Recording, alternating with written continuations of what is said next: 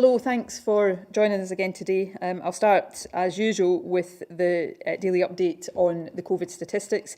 The total number of positive cases reported yesterday was 806.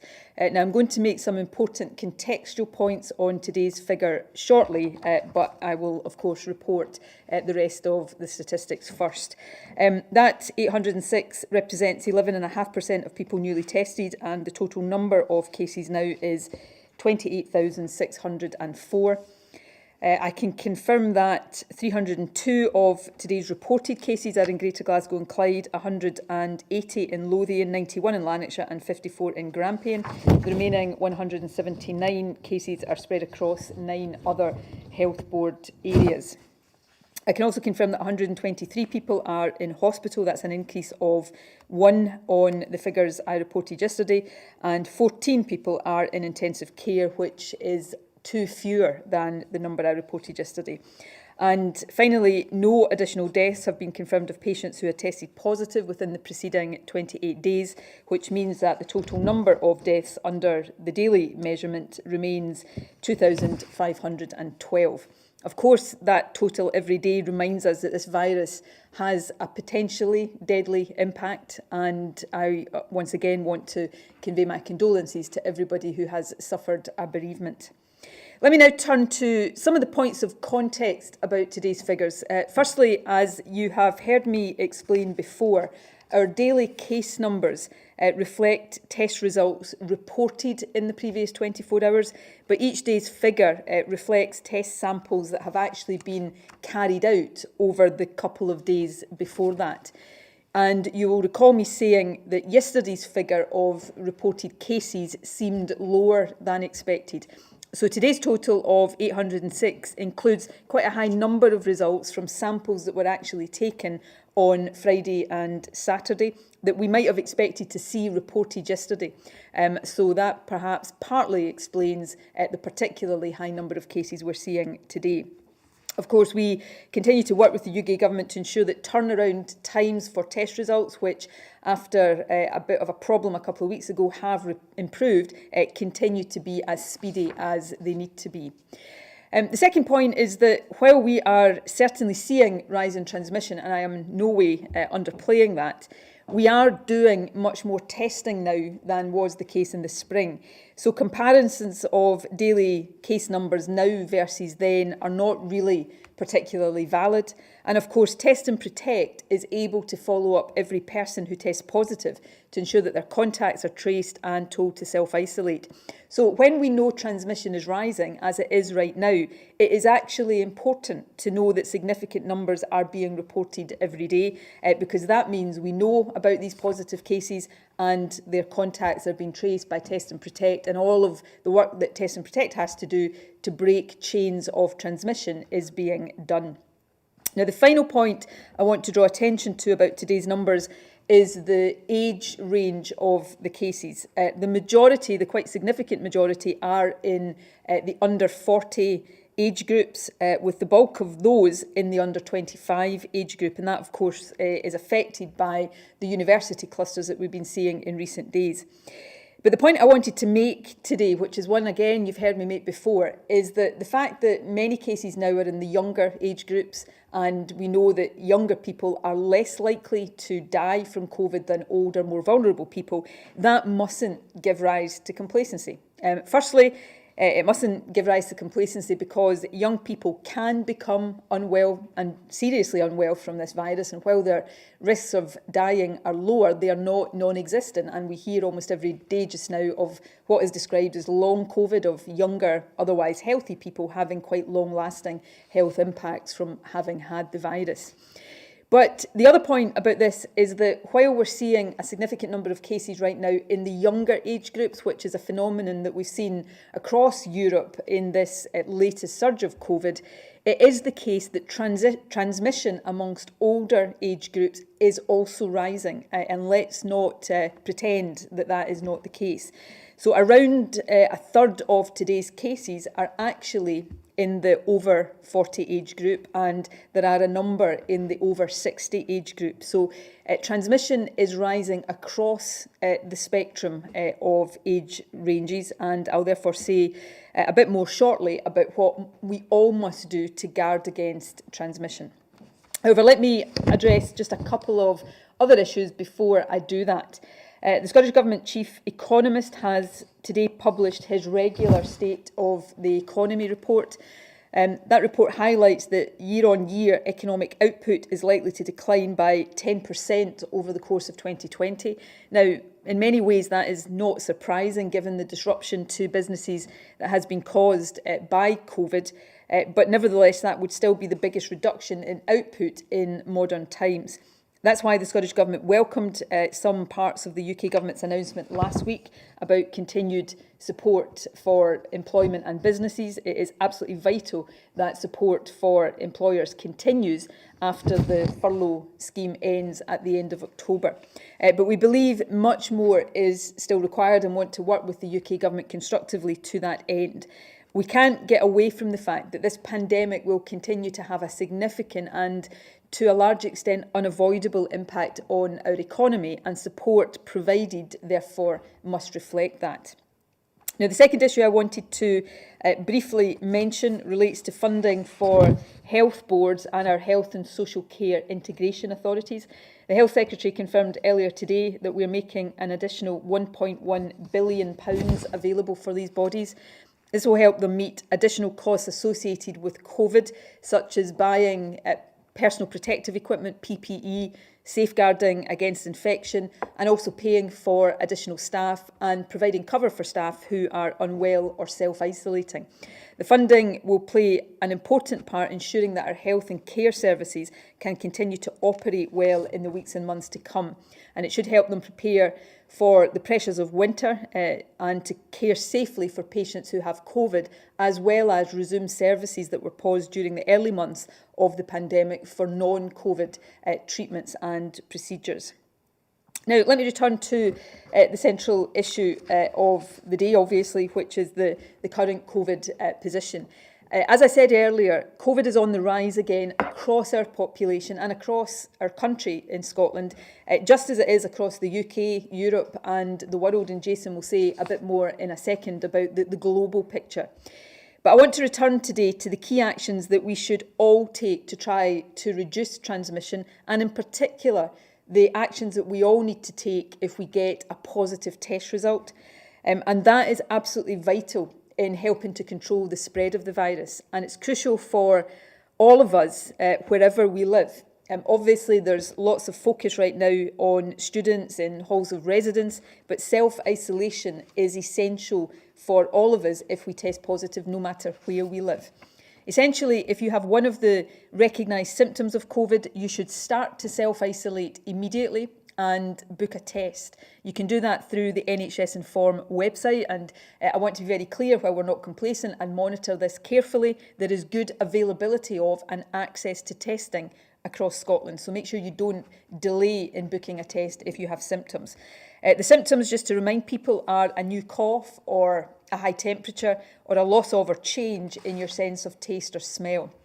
And from the time that you realise you have one of these symptoms, you should not leave your house except if you need to do that to get tested. You shouldn't use public transport to go to a testing centre. If you can avoid that, you should instead drive or get somebody to drive you, request a home test, or use a walk-in centre if there is one of those nearby, or a mobile testing unit. When you get your test result, if you test negative and don't have COVID, you can stop self-isolating at that point. However, if you have COVID, you need to self-isolate for a further 10 days, starting from the day on which you took the test. Now, other people in your household should self-isolate for 14 days. They need to self-isolate for longer than you, because if they get COVID from you, their infectious period will probably start a few days after yours did.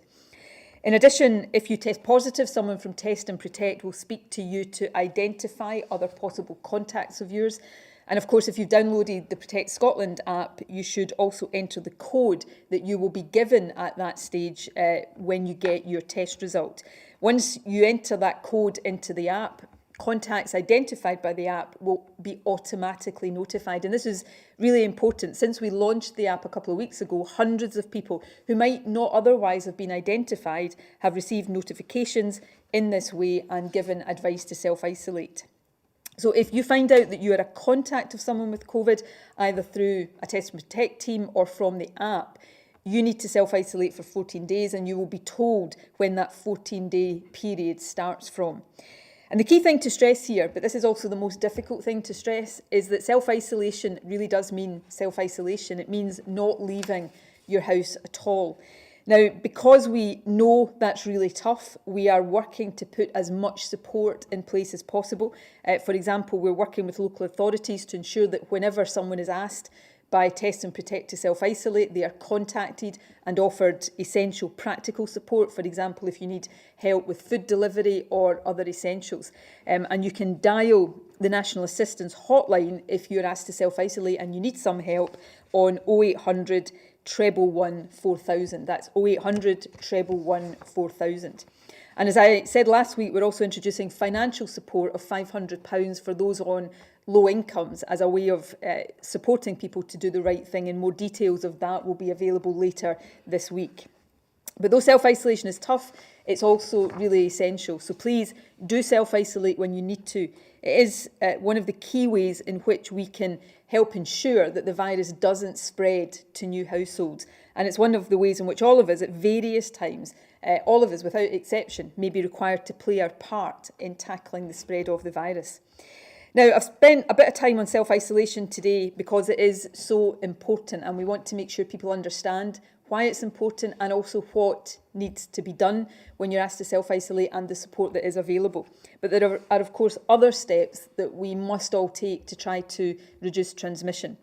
So let me end with a quick recap on what those other steps are. Firstly, with some limited exceptions, none of us should be visiting each other's houses at the moment. When we do meet other households outdoors or in indoor public places, we mustn't meet in groups of any more than 6 people from a maximum of 2 households. We should all try to limit our visits to and social interactions in places like pubs and restaurants just now. We should work from home if we can. We should all download the Protect Scotland app if we can. And finally, all of us in all of our interactions should remember facts. That's face coverings, avoid crowded places, clean your hands, take hand sanitizer with you if you're out, and clean hard surfaces that you might be touching. Maintain a 2-metre distance from people in other households, and as I have already talked about today, immediately self-isolate and book a test if you have any of the recognised symptoms. These rules are not easy to comply with, and they are a huge inconvenience to all of us in our daily lives, but they are essential right now to ensure that all of us are playing our part in trying to stem the increase in COVID and bring the virus back under control. So again, my thanks to everybody for all of the many sacrifices that I know are being made the length and breadth of the country. I'm going to hand over to Jason now, who, as I say, I think will say a bit more about the global situation, just to put what we are dealing with here in Scotland into some context. And then, of course, as usual, we'll take questions. Thank you, First Minister. In the early hours of this morning, the global COVID data published by Johns Hopkins University crossed a dreadful milestone. In the 9 months since the first death in Wuhan, China, over 1 million deaths have now been reported. They also, with the WHO, suggest this is a significant underestimate of the mortality cost of this virus. Every death is, of course, a tragedy and leaves family and friends mourning and remembering the lives of those lost. Sometimes our answers from this podium are summarised in a phrase you would think perhaps overuse at the beginning of our answers, and that phrase is, it's a global pandemic. But it is, and that is sometimes the answer to why is this restriction necessary? Why can I not see my mum? Why can my business not open? Why is life not back to normal? But it's true, it is a global pandemic, the only one in our lifetime, and I hope the only one in our lifetime. There is no rule book on how to deal with this. There isn't a folder you can take from the shelf to teach you how to manage a coronavirus global pandemic. And 194 countries, members of the WHO, are struggling with an accelerating global pandemic and struggling with those decisions and choices like Scotland. A couple of tiny, quick examples. In the Netherlands, in the last few days, travel has been limited across the country. Bars and restaurants have closed early. Public gatherings are discouraged. They've banned all sports crowds in stadia, and they're not allowing any more than 4 people into hospitality venues. In Paris and 11 other French cities, all bars now close at 10 p.m. In Marseille, hospitality is closed in its entirety because intensive care in Marseille is full. In Spain, the over-80s group, which you heard the First Minister talk about, from the young people to the older people, the over-80s have gone from 8.2 cases per 100,000 to 75 per 100,000 in 6 weeks. And 3 weeks after that, Spain reported its highest weekly death total of 1,200. The latest estimates globally suggest this virus kills around 1 in every 100, but that's an average if you give it to the whole population. In the under 20s, it's 1 in 10,000. It's not 0. So every 10,000 under 20-year-olds who catch this virus, 1 of them will die. In the over 85s, it's 1 in 6. So if you give this virus to 6 people who are over 85, 1 of them will die. To mark this grim milestone of 1 million deaths, the Director General of the WHO, Dr. Tedros, released a statement and described it as a difficult moment for the world. But he also had hope at the end of his statement. He said, no matter where a country is in its outbreak, it is never too late to turn it around. Thank you, First Minister. Thank you, Jason. I'll go now to questions as usual. Firstly, Jamie McIver from BBC Scotland. Hello, good afternoon, First Minister. BBC Scotland sought clarity on whether a student who hasn't been asked to self-isolate could return permanently to their family home without then having to go into self-isolation with the rest of their family. As you know, there had been some discussion over the interpretation yesterday by different stakeholders. Now, the advice we received from the Scottish Government confirmed neither they or their family would be required to self-isolate. So a student who's simply unhappy could, in principle, return home for the time being. What would you say to a student who's facing that dilemma? And how do you respond to claims that official guidance was changed a few weeks ago with the effect of encouraging a return to campus?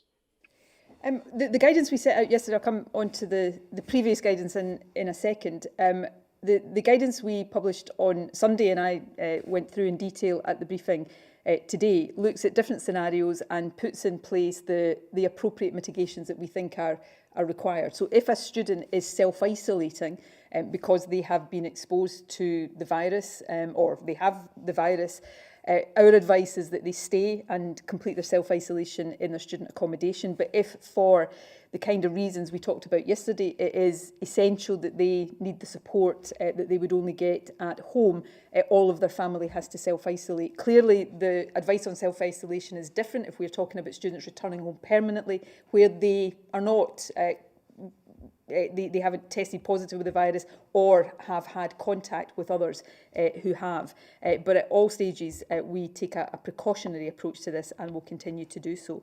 In terms of the earlier guidance, I've read media reports this morning, which I have to say, and I'll say this mildly, it's quite selective in its quoting. Guidance does, almost every piece of guidance that a government will publish, and certainly this is true of the Scottish Government, goes through various iterations as we consult stakeholders and look at whether the wording is clear enough or we need to amend it for whatever reason. So the report this morning looked at draft guidance that was I think, issued on the 30th of August and quoted this from it. And basically what the story was trying to say is that on the 30th of August in draft guidance, we had basically decided there would be no face-to-face teaching, and then that changed in the final guidance. That's not the case.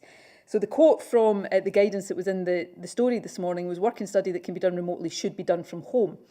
Unfortunately, the quote didn't go on to complete the rest of what the draft guidance said, which is where that is not possible, then physical distancing must be followed. And then the rest of the draft guidance talks about what needs to be done around cleaning, physical distancing, use of PPE. Now, the point I'm making here is that it was always envisaged that there would be some physical face-to-face teaching. That was not something that changed in the way suggested between draft guidance and and final guidance, and there were always protections built into the earlier drafts of the guidance about what to do where face-to-face teaching was being done. But the guidance that was published puts limits on face-to-face teaching, quite strict limits on face-to-face teaching in terms of overall numbers that can be in lecture theatres, for example.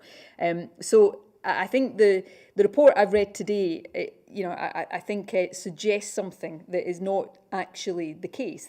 Of course, wording and guidance will change as we consult and take different views on it, but it was never the case that in an earlier draft of that, face-to-face teaching was not envisaged in any circumstances. Gordon Cree from STV. Thank you, First Minister. You may be aware of a growing social media interest around students who are at Pollock Halls in Edinburgh, who are talking about those in isolation not getting adequate food, getting out-of-date food. They say others who are not isolating have been targeted by what they called heavy-handed policing. Are universities doing enough to look after the welfare of students in these situations? And if I can ask Professor Leitch, one of the other concerns that people have, particularly if they're in halls which can be prison-like as they've described them, where would the risk be in people who are already isolating together going outside for some socially distanced air or exercise? I'll hand over to Jason in a second. He'll give a clinical view on that. I've made clear, I made clear on Friday, I think I made clear again yesterday, that the responsibility on universities to look after the welfare of students who are in a self-isolating situation is paramount, and there is no excuse for universities not doing that properly and getting it right. When we as in government read reports such as those that have been in the media and in social media about Pollock Halls in Edinburgh, we follow that up with universities, and Deputy First Minister has been having discussions, I know this morning, with university stakeholders around a number of things, but I'm sure these issues are followed up as well. So let me be clear again to universities and to university principals who I spoke to directly on Friday. You have a duty to look after the welfare of your students if they are being advised to self-isolate. And that's a duty I expect university principals to take seriously and to discharge fully. There should be no situations in which students in that circumstance are not getting adequate provision of food and not food that is out of date. So there's no excuse for that, and I want to be very, very clear on that point. Jason. It's about risk, Gordon, and you would expect that answer. So let's take an imaginary halls of residence with 100 people in it, 10 positives, and everybody is a contact. So now we have 10 positive cases who we know for sure have the virus and are a risk. They have to self-isolate. The global position for this virus, which I've already touched on, is you should quarantine the contacts of those positive cases, and you should quarantine them thoroughly. That's true if it's me, if it's you, or if it's a student in a hall of residence. Now, of course, you should have support in whatever sector that happens to be, whether that's in a high-rise block of flats in Glasgow, or in a care home, or in a student halls of residence. That's a separate question. You should be aided to self-isolate with whoever is responsible for looking after you, for lack of a better expression. If you allow those self-isolated individuals out in any form, you add risk. You add risk if they go home, you add risk if they go to hospitality, you add risk even if they mix with each other. Because of the 10 positives, let's say they have 10 contacts each, you're not sure yet who has the virus or who's going to get the virus. So potentially your contact could spread it to an entirely different set of people unconnected to you. So it's cautious, but it's cautious for good reasons, because you've seen the numbers go from small numbers to 100 to 200 to 800. And that's why self-isolation, in the First Minister's opening speech, you can see how much of a priority we think explaining that self-isolation is. But let me finish. Support is crucial. You shouldn't be left on your own to self-isolate and be miserable. You should be helped and supported through that self-isolation. Jason's point, which is a point I was trying to make, and it's worth underlining this. And before I do that, let me recognise readily, as I have tried to do all along, that if you're a young person in a halls of residence or shared accommodation, particularly if you're away from home for the first time, this is going to be a difficult experience, and that experience will not be exactly the same as somebody self-isolating in their own home. I understand that. But at its heart, the rules on self-isolation are not different for students than they are to the rest of the population, and there will be many people who are getting advice to self-isolate in the rest of the population, whole households who will be asked to self-isolate, who perhaps live in, cramped accommodation where it is not easy for them either. So the self-isolation advice is important for everybody, and everybody, student or non-student. My plea is to abide by that, because it's one of the key ways for any country right now of trying to stop transmission going from one person to another and one household to another. Peter McMahon from ITV Border. It's Tim Bagshaw, actually, but thank you for this. Good afternoon. You've announced a lot of new cases today, particularly among young people. In retrospect, was it the right decision to ask thousands of university students to travel to university when the advice for the general wider population was to work at home whenever possible? Firstly, apologies, Tim, I had Peter's name on my list. Look, these are always, whatever decision we take around all of these issues, there will be, and I don't mean this in any way critically, it's perfectly legitimate for people to say we should have taken the opposite decision. We are trying to balance all of the different harms that this virus is doing to enable as much normality, particularly for young people in education, as we can, while keeping the virus under control. And as we come out of lockdown and go into winter, doing all of the other things that we need to do to get it back under control. So these are never 100% right, 100% wrong decisions. Every decision right now is a balance of judgment and a balance of harm. And it was always envisaged, that's why the point I was making about the different iterations of the guidance, some face-to-face teaching and on-campus learning was always envisaged. But the focus has been on how we minimise that. So there are restrictions in place in terms of the numbers that can be brought together for face-to-face learning right now, but also the other mitigations to reduce transmission where students are on campus and in shared accommodation. And that's difficult stuff, but that's the stuff we need to make sure is done, and where additional things need to be done, then we will not hesitate to do them as well. And again, and I don't say this to in any way duck the responsibility here. I hope people would accept that I've never sought to do that. But it's not just Scotland that's grappling with these issues. We see these issues being grappled with in other nations in the UK, but across Europe right now, where governments are trying to reach the best balance in these decisions as they can. I'm pretty sure that had we decided that no student would be back on campus at all and tried in some way to enforce that, then we would have plenty of people right now saying, is this fair? We're denying young people any chance of an on-campus experience, of the kind of interactions that go with a university education. So these are not straightforward decisions to reach. We try to get them as right as we can and then put in place the right mitigations. And all of this is tough and will continue to be tough for some time, but that's why we'll continue to try to make sure we're doing the right things. Thank you.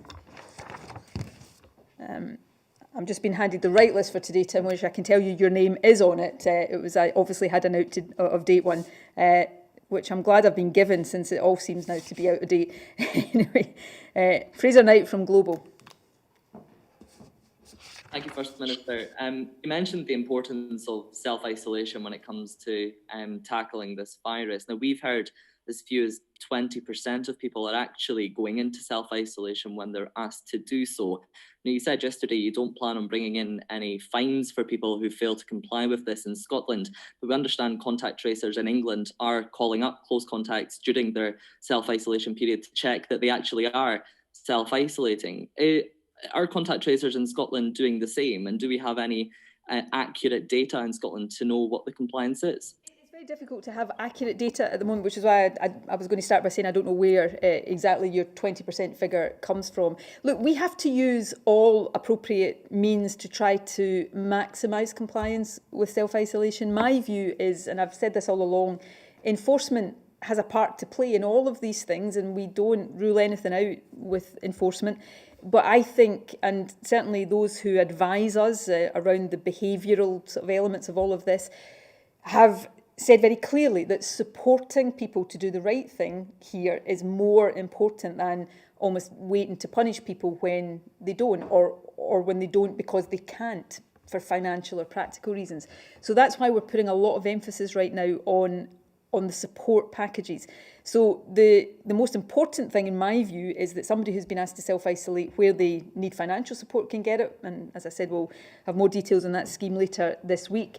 But also where people are being called to see whether they need support to self-isolate. Now that checks whether somebody is self-isolating, but it is also offering support to people to make sure they can do that. So that's the focus that we are choosing to bring to bear on this, which I believe will have a greater impact than just looking to penalise people who, yes, you will always get some people who deliberately don't want to do the right thing. But I think most people in this context, if they're not doing the right thing, it's either because maybe they don't fully know what they're meant to be doing, or particularly with self-isolation, it could be a choice between doing that and feeding their families. And that's what we need to get away from. So that's why we're putting the focus on support rather than punishment. Do you want to add anything? Well, the public health advice for this bit of the puzzle is fairly straightforward. If you don't have a stay-at-home order for your whole population, you have to quarantine the positive cases and the contacts. We've learned from this virus how quickly it spreads, how it spreads,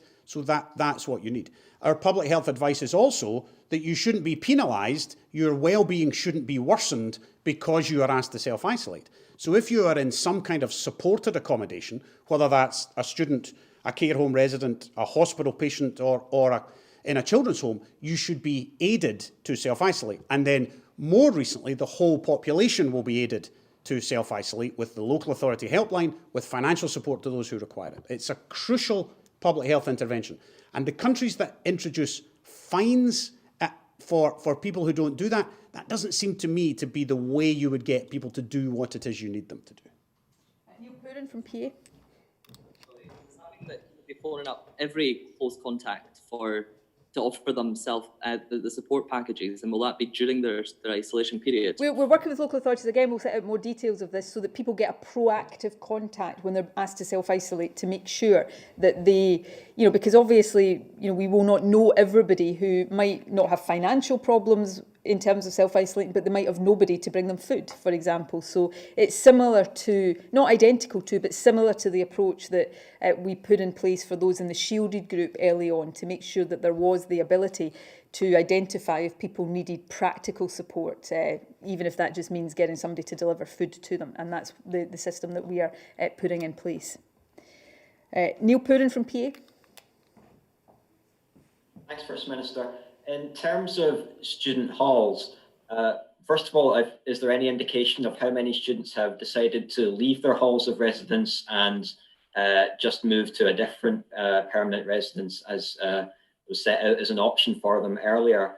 And for those that can't or don't want to do that, I've also heard some reports that the mental health support which is being offered by universities isn't being provided. Is this something that as you said, in relation to food earlier, universities simply have to provide for their students? I don't have figures available yet on the numbers of students who might have opted to take advantage of the clarity in the guidance to move home permanently. I would take the opportunity, though, to reiterate that while this is a very difficult situation for some students, I would encourage students maybe to think carefully about that and perhaps wait a bit of time before they're making those kind of longer term decisions, and make sure they're accessing all the support that they can. But I don't have figures at this stage in terms of that first part. On the second part, yes, to an extent, there is an obligation on universities to make sure that welfare, practical welfare, mental health support, effectively that students are being looked after during a difficult period. Obviously, with mental health support, there is also a role for the National Health Service and formal mental health services, and certainly one of the issues that I discussed on Friday when I spoke to university principals was the need for universities and the health service in those areas to be liaising closely about that provision, and we'll continue to make sure that that is done. Michael Blackley from the Mail. Hello, good afternoon. Do you understand why people in some parts of the country that have fairly low case numbers per 100,000 people are frustrated that they're having to follow the same rules as other parts of the country with much higher rates? And when it comes to the next steps, I mean, we've seen some restrictions added in local areas in England. If you were to add similar restrictions, would you be more likely to take a Scotland-wide approach than a local area approach, as has happened in England? We take the approach we thought was appropriate, which is what we've tried to do all along. Where local approaches are appropriate, we've tried to follow those, and there are examples of that. But last week, given, and this will lead me into the answer to the first part of your question, we thought there was an issue we had to address Scotland-wide, and that's why Scotland-wide restrictions were put in place. So I'm not going to speculate hypothetically. We will address issues with targeted measures. Sometimes those measures will be local. At other points, we will feel the need to act on a nationwide basis. These measures are in part designed to be preventative, and I would really very strongly sort of push back against the underlying sort of suggestion in your question that there are some parts of the country right now that just have no risk of COVID. That's not the case. We have today, with the exception of, correct me if I'm getting this wrong, Jason, with the exception of Shetland, we have cases in every single part of Scotland. There are schools closed in the Western Isles right now because of cases. Transmission is rising across the country. Yes, it is at a higher level in some parts of the country than in others. But what we know with this virus is that it spreads very quickly once you get small numbers of cases, unless you act to stem that increase. So what we've also learned about this virus from the earlier days of the pandemic is you don't wait until you've got large numbers of cases in an area to act, because by then it can be too late, perhaps, to really stem transmission. You have to act quickly. So if there are parts of the country that have got lower levels of prevalence right now, these restrictions are about trying to keep it that way and avoiding it getting worse to the point where we might have to consider greater restrictions. Prevention is a really important part of what we are trying to do here, and that's what I would say to people in parts of the country where there might be a perception that there's less of a risk. But as I say, with the exception of Shetland, which I think has had cases in recent days, but today, with the exception of Shetland, there are cases in every single one of our health board areas. So forget this idea that COVID is not a risk in some parts of the country. It's a risk everywhere right now.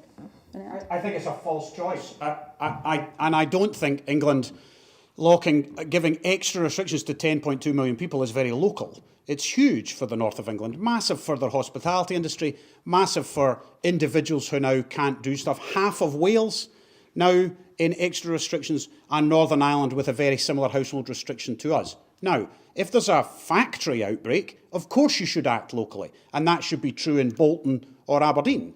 So you have to give the correct advice for what you face. Just now we face nationwide increases, and therefore the interventions, I think, are appropriately national. But if there's an outbreak today in a workplace, we will do something specific in that workplace. Conor Matchett from the Scotsman. Thank you, First Minister. Two questions, if I may. Professor Leitch mentioned, and quite rightly, brought up the idea of it being a global pandemic. You regularly cite New Zealand as a good example of a country that has done well with virus levels, and your advisor, Devin Schroeder, said on Twitter that the first and most crucial priority is to enforce the border checks on people arriving into the country. We know that there is a very small number of quarantine follow-ups. We know everyone is contacted, obviously, but the number of follow-ups is small. So I'm wondering why we don't do more on borders, and whether or not you've considered that. And also last week, if I may, you said that a significant strand of scientific opinion suggested that we needed to do more in Scotland to restrict the spread of the virus. And you said that there was considerable force in that opinion. Now you know, a week on, what the job support scheme is going to offer people in Scotland. Are you still comfortable with the restrictions right now, or do you believe more still needs to be done? Let me try and take both of these. Firstly, with New Zealand, I think New Zealand has had success in driving transmission very low, although it had quite recently a resurgence that meant I think Auckland still has some restrictions in place. So, no country is exempt from this. But the point I've also tried to make is, because I think some people look at New Zealand and think, well, they can live normally, but the price for them living normally is literally, I may be exaggerating here in that I'm sure there are exemptions, but literally you can't get in or out of New Zealand right now, and that is likely to be the case for quite some time. So there is a reality here that no country avoids the trade-offs. Different countries are choosing different trade-offs. Now, Scotland has many similarities with New Zealand in all sorts of ways, but geographically and in terms of our integration into Europe, for example, we are different to New Zealand, and having that kind of very, very strict border control is a different proposition here than it is in New Zealand. So we have to look at different ways.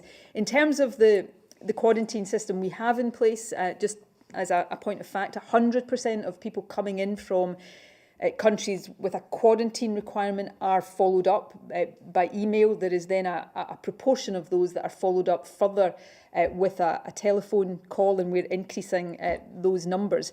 But the final point I would make on that, Jason may want to say more about this, is that we know, and this is partly a feature of coming out of the summer holiday period, the contribution that cases with an association to overseas travel have in our overall number of cases has been declining in the last couple of weeks. It was a much bigger proportion 2, 3, 4 weeks ago than it is now.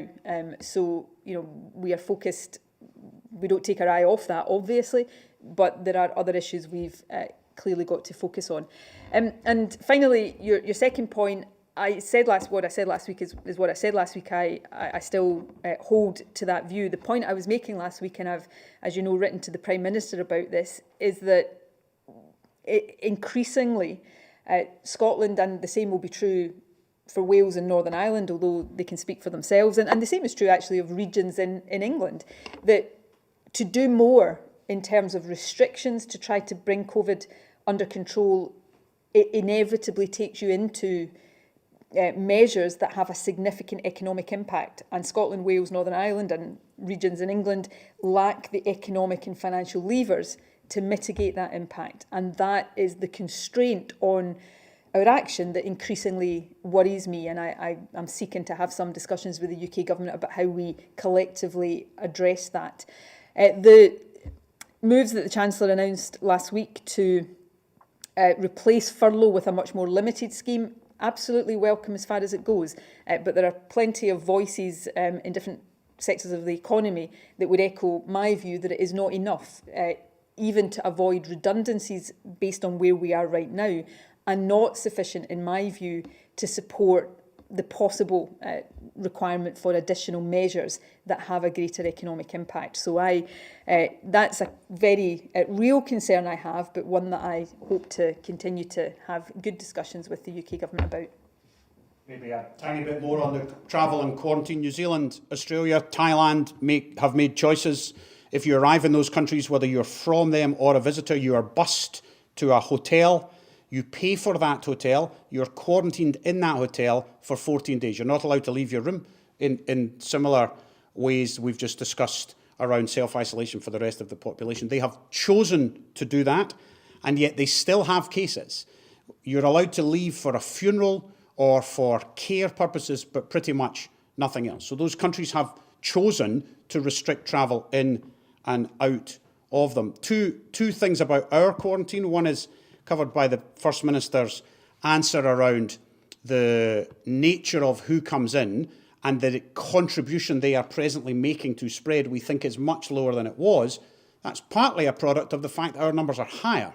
So other countries are now looking at the UK and thinking, well, maybe the restrictions should go the other way. So we've been added to quarantine lists in other countries because our numbers are going up, and that's not where we want to be. So it's a big challenge for countries all over the world about the importation of cases. Thanks. Christine Lavelle from The Sun. Thank you, First Minister. Women who run or attend mother and baby groups are concerned about new Scottish Government guidance limiting numbers at these groups to 5 adults. They say that the sessions won't be viable and will have to be cancelled, and this in turn could fuel postnatal depression and hinder child development. Mums are questioning why they can go to a pub or a gym where there's many more than 5 people, but they can't sit on a mat in a hall with their baby and other mums with relevant precautions in place. Is this something that a rule that you might reconsider? I'd go further than that, Christine. Forgive me, because I just heard about this concern not long before I came into the briefing, and I'm not immediately aware of what the guidance is that is being referred to now. The Scottish Government issues lots of guidance right now, but it's not something that I was aware we'd done. So I've asked my officials just before I come in to try and track down exactly what the root of this concern is, and then once we know that, we will try to work out whether, if that is guidance that is in place, that has been given, whether it's appropriate or not, because it certainly, for the reasons you speak about, sounds unduly restrictive to me. So with my apologies for not being able to give you a more definitive answer, but I literally have just instructed some work to be done on this before I came in, and once we've done that, I will try to get you a more definitive answer on A, whether this is something that we are advising, and if it is, B, whether we think it is right or whether there is some modification to give to that. Alistair Grant from the Herald. Hi there, First Minister. Thanks very much. Given that a third of new cases, I think you said earlier, are in the over 40s, is there any information on how people are contracting the virus in general now? Are new cases still driven predominantly by household gatherings despite the new rules, or is hospitality playing more of a part? Do we know what the latest trends are, and are there different trends for different age groups? So we look at this regularly, and yes, there will be different trends for different age groups. Jason might want to say a bit more about this. And obviously with the younger age groups, it's not exclusively around universities, but that will now be a significant driver. In older age groups, it appears that the significant themes, the two significant themes, continue to be household mixing and hospitality. And remember that a lot of the cases that we are reporting now will have been infections that probably happened before the latest restrictions came in place. So, we will always have a lag effect. It will be a couple of weeks before we see the benefit, hopefully, of the latest restrictions on household gatherings. So we look closely at this and try to direct our responses based on what that is telling us. But as we put in place different restrictions, then hopefully what we see is infection rates start to reduce again after a period of time, but also the drivers of that and what shows up in the infection rates that we have will start to change. But at the moment, hospitality and household interactions will still be significant drivers in the cases we're seeing coming through right now. The basics are correct. When you add multiple variables, it gets more difficult, because if you want to do a table of age plus site, it gets more difficult because we don't know exactly where everybody caught it. Remember, you interview the positive case, Test and Protect does that, but they may have been in a house, two houses, a hospitality venue, another hospitality venue, and a halls of residence. So now we've got 5 potential risk areas. We don't actually know where they got the virus unless there was a positive case in one of those 5 places. So it can get quite tricky to really come up with definitive answers to your question. We have to then look in the generality of where people have been when they get positive, and that remains homes and hospitality. The confusion now is, of course, we've got 7 local authorities under extra restrictions still, a little, and that has now got confused with the halls of residence numbers. So we're not going to know if the blunting of our cases is still going ahead until we can get through these few days and weeks of those student outbreaks, and then we'll know if the national restrictions are doing what they're meant to do. The most important thing for everybody to remember in every part of Scotland right now is that the restriction in going into other people's homes is the key thing that we think will help us, first of all, start to slow down the increase in cases, and then hopefully bring it back under control and see cases decline again. So that's the really important advice, tough advice for everybody across the country. Andrew Learmonth from The National. Thanks, First Minister. I'd like to ask about the 10 p.m. curfew. A letter organised by the Lib Dems and the Commons and signed by one of your MPs has called on the UK government to publish the medical, scientific and behavioural evidence for what it calls a completely arbitrary restriction. I'm just wondering if you could maybe sort of explain if that's something the Scottish Government would do. Will you publish the evidence? And if you could explain the rationale behind the reason for the 10 p.m. curfew and if it's a completely arbitrary restriction or not. It's not arbitrary.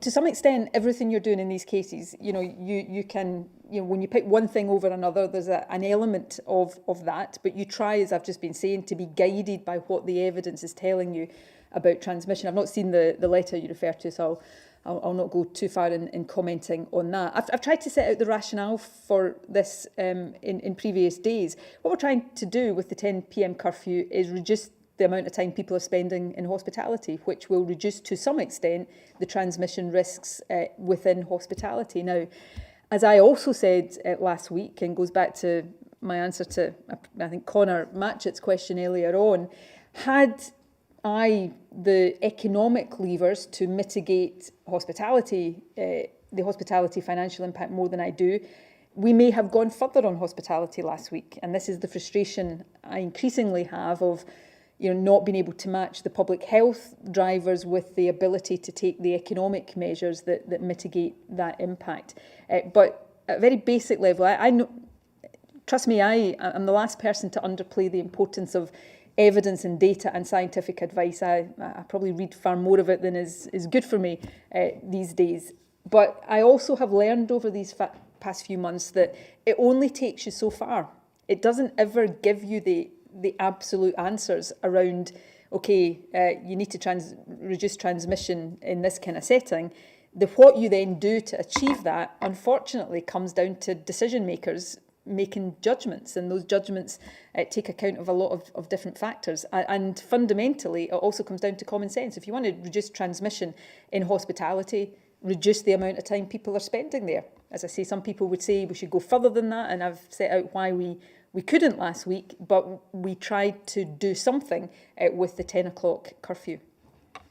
Only that we're in good company. The other European countries with large numbers are taking a very similar view. Some are going further. Some have a slightly later time. Some demographics are slightly different in slightly different countries. But in the main, if countries are seeing increased transmission, they are closing hospitality more than they were. And that's what we're doing. I don't have a spreadsheet that tells you 9:30 would be better than 10 or 10:30 would be better than 10, because you just can't get it at that granular level of detail. Kieran Andrews from The Times. Thank you very much, First Minister. Given that advice to employers and employees has consistently been to work from home when possible, why was that changed for universities and students? I don't know if you were on the call when I went through this at some length, I think to Jamie McIver from the BBC. That's not as clear-cut and as black and white as, with the greatest respect, the Times tried to make it this morning. The guidance, the draft guidance that was quoted, always envisaged some physical learning in universities and then suggested the mitigations that were required to be put in place. But the final guidance also is very clear that there are restrictions on that, and it is a blended learning model. So there is not, there is a focus on having remote learning where that is possible, and where face-to-face learning is required, then there are restrictions on the numbers of people that can come together. So it was not the case that it changed in that very black and white way that was suggested. As I said earlier on, all guidance goes through iterations in terms of how things are expressed, but face-to-face learning was always envisaged, some degree of face-to-face learning was always envisaged, and the mitigations were always spoken about. Yeah, but people still go to work because that is necessary in some cases, in the way that Sure. people under the original guidance would still go to university for some classes because it'd be necessary. But the guidance has always been to work from home. Why wasn't the default guidance maintained to study from home when possible? So basically it is a blended learning model. Now we have taken account of, as I was saying earlier on, the different factors about, on the one hand, trying to give students some degree of normality in their education, just as the issues are different, I know, but just as we have done in schools.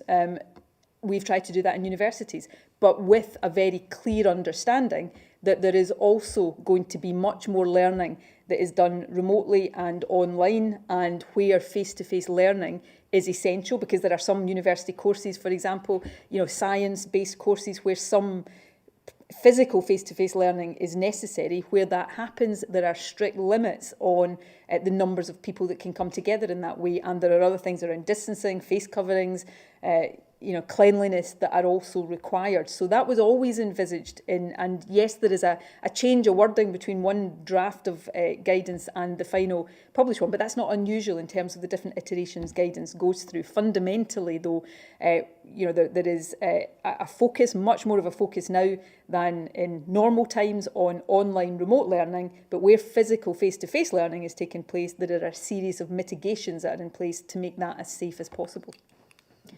Simon Johnson from The Telegraph. Good afternoon, First Minister. I just had a couple of follow-up questions to issues you raised in your opening remarks. On the advice for self-isolating, what should students do who are in halls of residence if they're self-isolating with COVID, but are having to share washing facilities, cooking facilities with people who don't have COVID? Is it fair to consider them as being in a household in the sense that they have to go elsewhere to cook, to bathe, to wash their clothes, unlike you or I? And on the economy, is there any contingency planning going on for the worst case scenario of a vaccine not being available next year? Thank you. We continue to plan for a whole host of different things, as you would expect us to do. We continue to hope for the best case scenario, but all governments have to plan for that not materialising.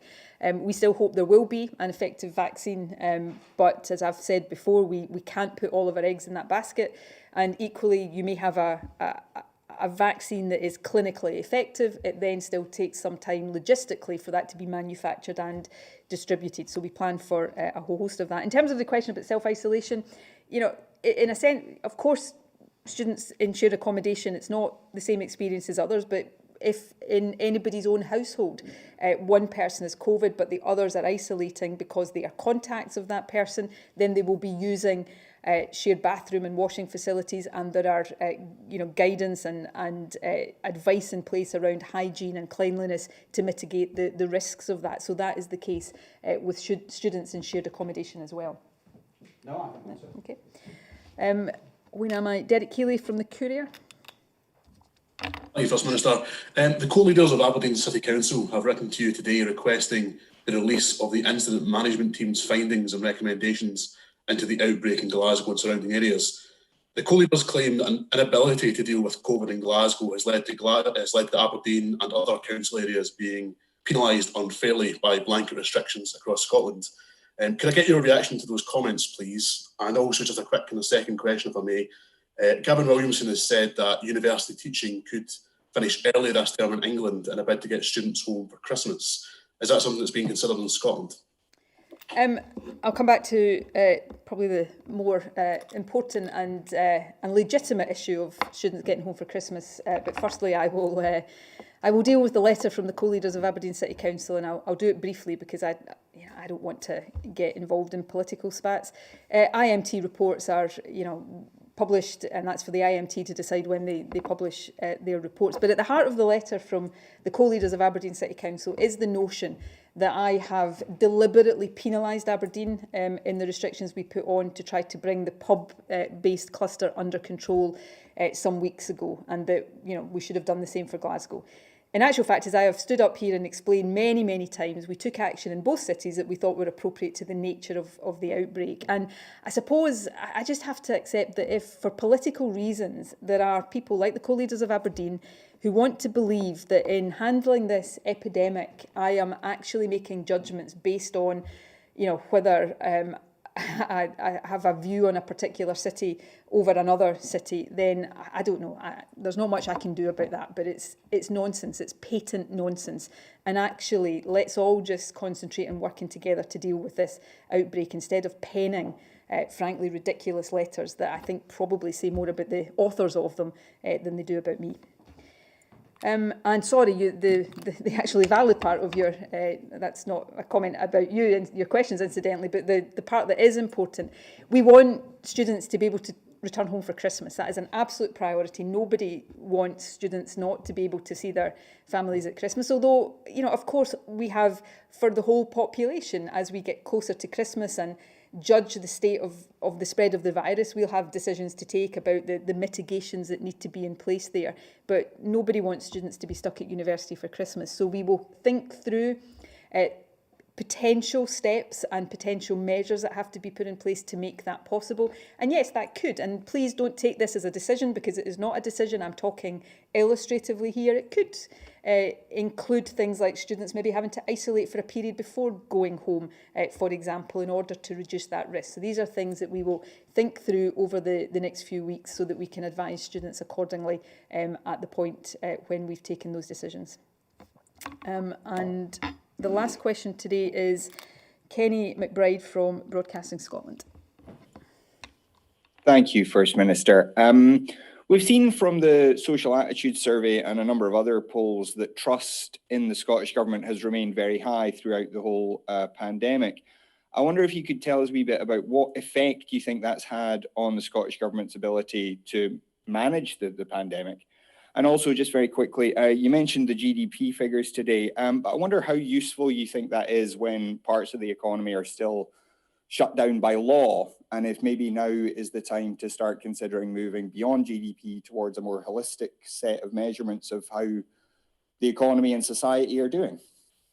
On both of those points, COVID aside, I'm on record as saying that I think countries should look to move not beyond GDP in the sense that we stop measuring or looking at GDP, but not having that as the sole measurement of the health of our economy. And that's why Scotland is one of the leading countries in the world in developing the notion of well-being economies, where we consider, people's well-being, happiness, health, in addition to the measurements like GDP. So I'm absolutely of that view, and I think the experience of COVID probably makes that much more important. And, going beyond that, when you're looking at output figures, we have to take account of the fact that those are driven to some extent during a pandemic by the fact that businesses can't trade normally, as opposed to usually during a period of reduced output where it's the overall sort of factors in the economy that are driving that. That doesn't mean the impact of that can be ignored, though, because it still has an impact in terms of living standards and jobs that we have to take seriously.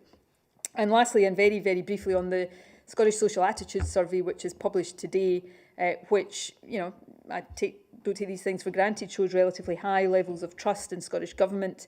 I think a record high level of satisfaction with how the NHS is run in Scotland.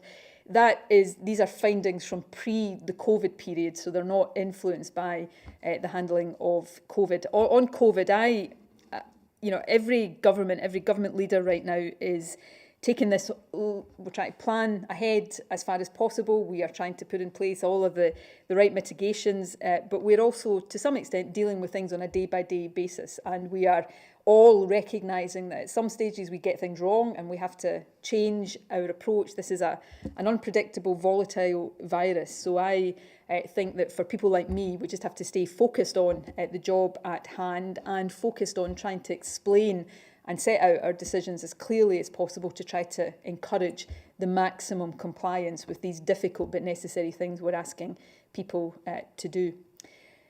Jason, I don't know if you want to say anything by way of conclusion before we wind up. I think we're done. Okay, it's not often Jason declines the opportunity to speak, but there we go. Did you think we were finished too early? Not at all. I always think it's good to find some moments of humour in an otherwise really difficult period. Can I thank the journalists for joining us today and for their questions. My apologies for starting the session with a list that clearly didn't have everybody's correct name on it. But thanks also to Anna for the BSL interpretation today and to Jason for his help in setting out the global perspective here and also helping answer the questions today. My main thanks, as always, though, go to all of you, not just for watching, but for all of the really hard and difficult things you're doing to try to help this national effort of getting COVID back under control. So please remember the importance of all the things we're asking you to do. Don't go into other people's houses. Work from home if you can. Download Protect Scotland app and follow all of the facts, advice, and self-isolate if you're asked to do that. These are tough things that I continue to have to ask people to do, but they remain really necessary. And what also remains the case is I'm deeply grateful to every one of you for doing so. So help us spread the message, and I look forward to seeing you all again here tomorrow. I think tomorrow is Wednesday, so we'll be back here tomorrow at 12:15. But for now, thanks for joining us.